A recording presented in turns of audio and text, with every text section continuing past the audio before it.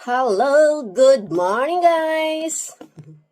Buhos na natin guys yung Ito na yung gawa natin. Ang dami no? Pero konti lang to guys. So, mayroon ulit nagbigay sa atin ng ampalaya. Ating i-ensalada. Tama ba yun guys, mga kachinggo? Ensalada, nilagyan ko ng paprika, sibuyas, tsaka kamatis. Ayan guys.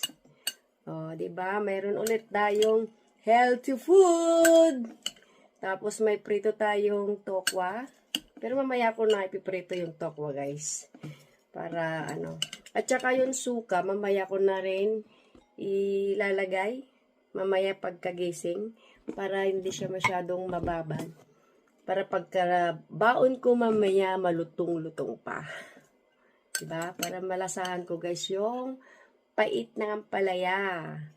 Kasi pagka nilagay ko na yung suka, mababawasan yung pait ng ampalaya, guys. Pero hindi ako bitter, guys, ha. Ayan, ang sarap ng pait, guys. Oh, diba? Salamat ulit sa nagbigay ng ampalaya. Thank you. Ayan, may ulam na tayo bukas. Ay, mamaya guys. So, di ba? Ito na yung suka natin. Mamaya ko ibubuhos.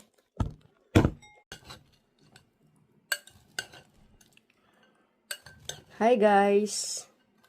Hello mga kachinggo. Ayan, gumawa tayo guys ng ensaladang ampalaya.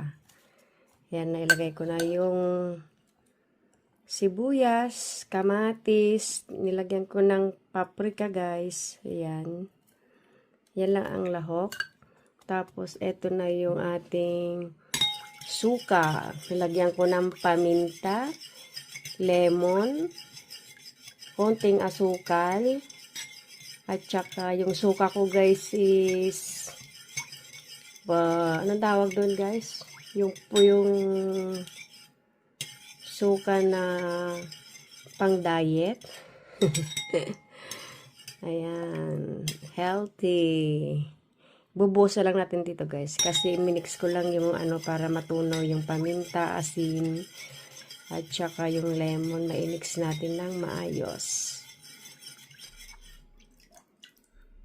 Saka natin ibubuhos to guys. Ayan na. Sibuyas, paprika, kamatis, yan lang guys, ensalada. Mayroon na tayong healthy food.